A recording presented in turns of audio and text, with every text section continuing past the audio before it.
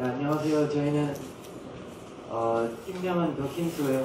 제 이름은 김백산이고 저쪽은 제 여동생 김은산이라고 합니다. 잘 부탁드립니다.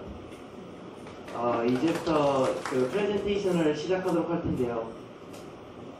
다음으로 제 여동생이 먼저 우리나라의 음식물 쓰레기 실태를 먼저 말함으로써 시작해보도록 하겠습니다. 먼저 우리나라에 하루 발생되는 음식물 쓰레기의 양을 살펴보면 약 1만 5천 톤으로 짐작이 잘 안 가시겠지만 이것은 4천 톤 트럭으로 약 2,900대를 가득 채운 거나 마찬가지라고 생각하시면 되고요. 세부사항을 살펴보면 채소가 53.1%로 채소를 다듬을 때 발생하는 먹지 않는 부분 때문에 이렇게 많은 양을 차지하게 됐고, 그 다음은 육어패류가 18.6%로 차지하게 됐습니다. 그 다음에 이것을 연간 발생되는 음식물 쓰레기의 양은 약 550만 톤으로 이것을 돈으로 환산 시 18조 원이나 되는 거대한 양의 돈을 듭니다.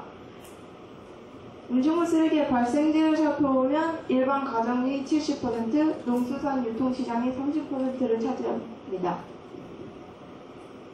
그리고 다음으로 음식물 쓰레기의 부가적인 문제를 보시면 에너지의 연소모량은 양이 하루에 연 579만 톤이나 되고요. 그리고 이것은 저희 나라 최종 에너지 소비량의 3%를 차지하고 있습니다. 3%라서 적게 들리실지도 모르겠지만 최종 에너지 소비량의 3%는 결코 적은 양이 아니라는 것을 말씀드리고 싶고요.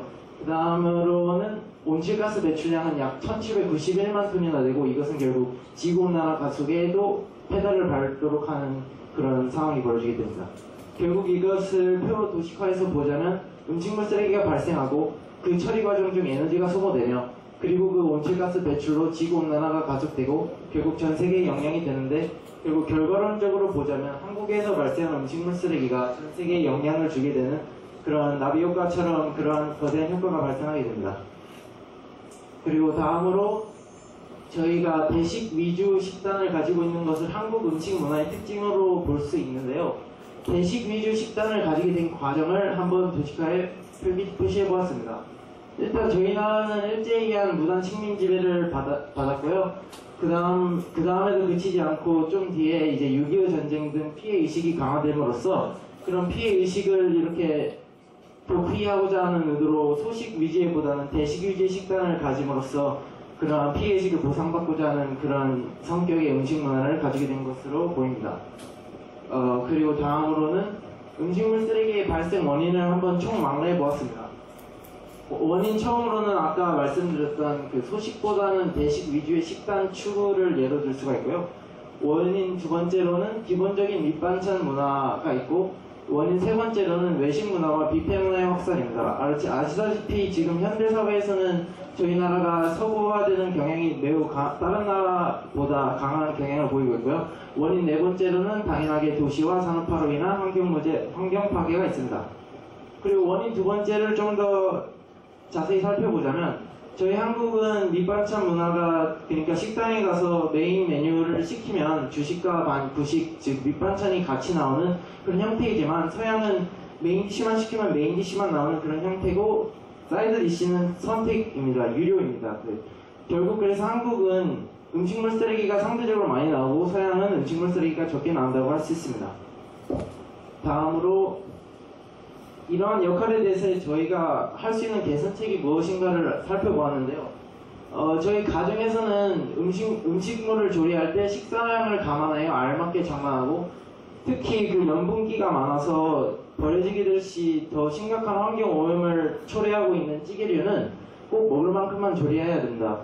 그리고 식당에서는 밑반찬 접시를 작게 하여 수량씩 떠가게 하는 것이나 몇백 원의 밑반찬을 파는 형식으로 운영하는 방법도 괜찮을 것 같습니다.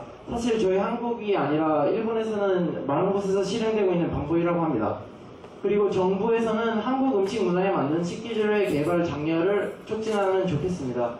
그러니까 저희 찌개 문화를 위해서 저희 찌개를 이렇게 만들 때 냄비 크기가 맞지 않아서나 그런 문제를 해결하기 위해 그 냄비의 크기가 다용도로 활용 가능하거나 다 모양으로 변환 가능한 그런 냄비 등의 한국에 맞는 식기재료 개발을 장려한다면 당연히 음식물 쓰레기가 가정에서 이렇게 이어져 그래서 음식물 쓰레기가 줄어들 수 있다고 생각합니다.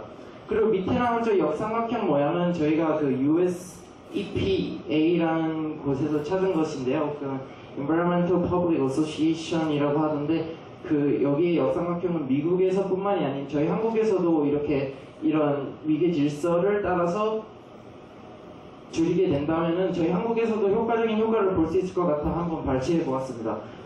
숫자가 작을수록 가장 선호되는 방법이고요. 저 역삼각형에서 보자면 제일 위에 있는 것부터 가장 선호되는 방법이라고 할 수 있습니다. 첫 번째로는 발생 가능한 음식물을 애초에 줄이는 것입니다. 네, 당연한 것이죠. 이게 제일 선호되는 방법이 맞고요. 두 번째로는 잉여 음식물을 필요로 하는 다른 사람들과 나누기입니다. 첫 번째 방법과 유사한 효과를 불러일으킬 수 있을 것 같습니다. 세 번째는 동물들의 사례를 활용하기인데 아시다시피 동물들이 이렇게 커버할 수 있는 그런 양은 정해져 있기 때문에 세 번째로 간 것 같고요. 네 번째로는 에너지원으로 쓰는 등의 산업적인 활용을 하기인데 에너지원으로 쓰기엔 음식물 쓰레기가 에너지원으로 쓰기에는 조금 무리가 있어서 네 번째로 간 것 같습니다. 다섯 번째로는 채비로 만들어 재활용하기인데 아시다시피 지금 도시화 산업화 등이 진행되고 있는 상황이라 이것도 무리가 있는 것 같아 다섯 번째로 간 것 같고요. 여섯 번째는 매립과 소각을 통해 처리하는 방식입니다. 이 여섯 가지가 밑으로 갈수록 나쁜 방법이 아니라 우리 선호 순서이기 때문에 여섯 가지 방법 모두 좋은 방법이지만 선택해야 될 시 처음 숫자가 작은 것들부터 해서 한국에서 실행한다면 좋은 효과를 발생시킬 수 있을 것 같습니다. 다음으로 저희 청소년이 할 수 있는 활동들이 있는데요. 첫 번째로는 급식 포상제를 들 수가 있습니다. 잔반의 양을 체크해 평균보다 많이 줄인 날에는 보상으로 학생들에게 아이스크림, 과자 등을 제공하는 것입니다. 한마디로 그 학생들에게 인센티브를 주어서 그 음식물 쓰레기를 줄이는 그러한 방향의 유인책입니다. 밑에 그 사진을 보시면 이게 그 실제 청심국제중학교에서 실시되고 있는 급식 포상제 예인데요. 이것을 실시함으로써 급식실과의 연계와 그 청소년들과 선생님들과의 관계도 좋아지고 그런 부가적인 영향이 더 많이 생겼다고 합니다. 그리고 밑반찬 자율화를 또 예를 들 수가 있는데요. 밑반찬을 예를 들어 김치나 깍두기 같은 밑반찬들을 학교에서 모든 학생들에게 나눠주는 것이 아니라 자율적으로 먹도록 떠갈 수 있는 장소를 배치하여 먹고 싶은 만큼 먹는 것입니다. 저희 학교도 김치나 이런 자잘한 것들은 서로 떠먹게 돼 있는데 김치를 먹기 싫어하거나 그런 학생들은 아예 떠가질 않고 하기 때문에 확실히 줄여지고 있는 방법 같고요. 그 메뉴를 좀 더 세분화하고 분석하여 그것을 의무화하여 학교에서 이렇게 그 메뉴, 그러니까 자율화된 메뉴를 만들어 나간다면 나중엔 결국 학생들이 자율적으로 줄일 수 있는 그런 능동적인 학교가 될 수 있을 것 같습니다.